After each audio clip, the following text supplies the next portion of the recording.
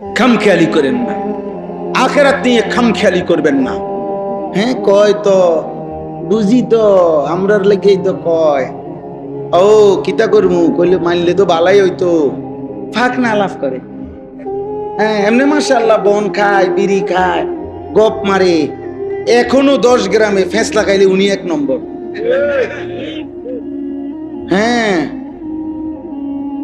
গপ মারণের ক্ষেত্রে কোনো কমতি নাই, বুঝেন নাই কথাটা? ফালতু কথা বলার ক্ষেত্রে কমতি নাই। আখেরাতের কথা বললে কয় তো বুঝি তো,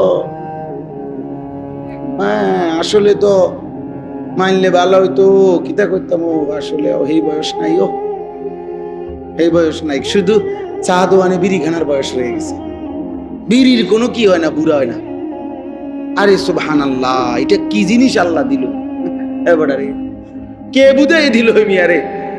বাঁকা হইয়া গেছে, বাঁকা দেখ, বাঁকা হইয়া গেছে, কিন্তু এই জিনিস খাইতে আছে।